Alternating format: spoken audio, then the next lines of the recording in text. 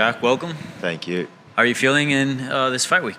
Yeah, I'm feeling good. It's good to be back in Vegas. I feel acclimatized to the time, and yeah, I'm looking forward to a good showing on Saturday night. Yeah, in co-main event, right? That's nice. How do you feel about getting that slot? Yeah, I'm excited. It's nice to get that slot on like a event with the crowd.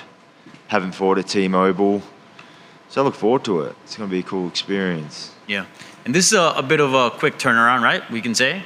Yeah, pretty quick. I was planning on fighting in Sydney, but it just didn't work out. But yeah, I was planning on turning around pretty quickly after the last fight, so it worked out in the end.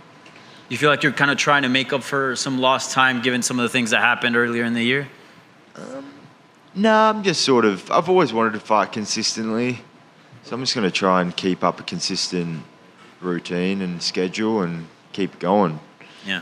And how was it to see, fellow Australians and people from the Oceania region fight at UFC 293 and you're not getting the chance? Was it tough? No, not really. I was lucky enough to fight in Australia at the start of the year, but it obviously would have been nice to save a bit of travel. But yeah, I feel like it was a pretty good event, and all the fighters put on good fights. So it was entertaining, and yeah, it definitely got me pumped up for this weekend. Yeah.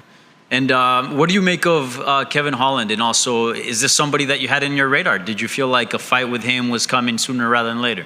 Yeah, I did. I thought possibly by the end of the year I might fight him before the last fight, just from how everything was playing out. And so I think it's a good fight. I think he's a good fighter. He's got unpredictable style. It's pretty exciting. I'm looking forward to it. Have you ran into him at all this fight week? I know it just started, but he seems to sometimes engage with his opponents. I don't know if you have. Nah, I haven't yet. Yeah. Not yet.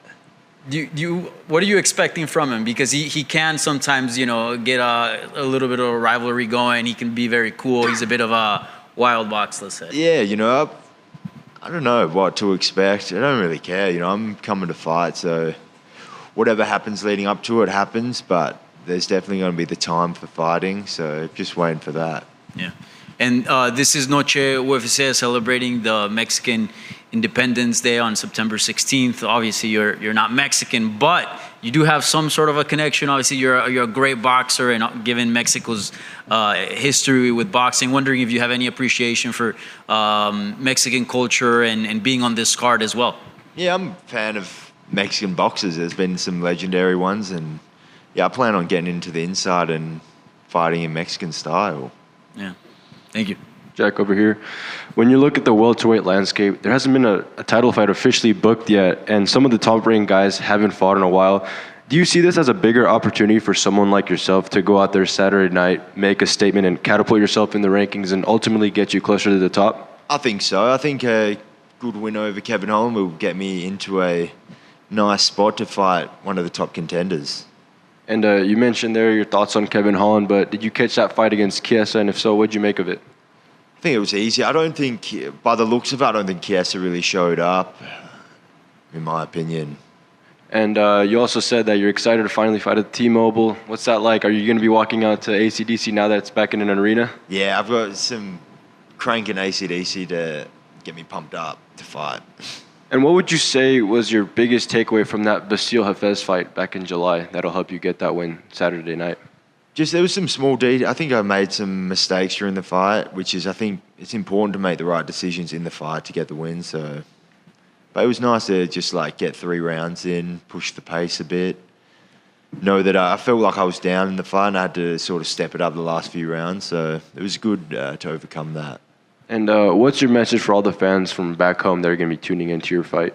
Yeah, I just hope. Yeah, I'm excited. I'm excited to perform for the fans. It's what it's about at the end of the day, and yeah, just put on a good performance, a good fight that they can remember for a long time. Thank you. Thank you. Hey, Jack. Is it safe to say you're the Australian Canelo? Yeah, that's it. I guess how. Did you have a lot of the toxic MMA fans in your mentions talking about that Basile Hafez fight? What was the question, sorry? Did you have a lot of toxic MMA fans in your comments, in your mentions, DMing you about your last fight? Yeah, of course. I think it's fair play. This is the sport for the fans, and I think they all have the right to their opinions. So it didn't really bother me, and I felt like it wasn't a good performance, so fair play. Is it going to be nice to shut them up this weekend? It's hard to shut them up. I feel like they're always going to be talking. So, but I don't really mind. It doesn't really bother me. I think it's just the way the sport is. And then finally, obviously the Dana White's Contender Series is back right now. You got your contract off of that. Just how important was that show to you? Yeah, it was very important. That was a pretty cool experience. Definitely one of my favorite fights I've had. It was a good introduction into the UFC, and since that, I always tune in and watch the Contender Series as a fan. Did you see Kevin Jusay call you out after his win last week? No, I didn't. I didn't see that, but yeah, I'd definitely run it back with Kevin any day, anywhere. Awesome. Thanks, man. Hey, Jack, right here to your left. I just want to ask real quick. You mentioned Sydney. Why did it fall through? Was it on your end, or is it just the card was too booked, or what had happened there? No, I was ready to go. Just I think like a lot of the fighters didn't want to travel all the way to Sydney to get whooped. So fair enough. There you go. Thank you. I know the focus is fully on Kevin Holland, but when you look at those welterweight rankings, is there a specific name that raises your eyebrow a little bit that you'd like to fight with in the future? To be honest, all of them. I look at all of them. I think they all raise my eyebrows. I think I look at all of them as potential future matchups. So really, any one of them, if I got given them to fight, I'd be very happy and excited. Have you entertained any talks with Joaquin Buckley? I know a different division, all that, but now he's back at welterweight, but he's been tagging you in a lot of stuff. I'm not sure if you saw that. Yeah, obviously I'm trying to fight people in front of me, but one day hopefully he can get into the top 15, and I'd definitely fight him one day if it all works out well. Fair enough. Thank you.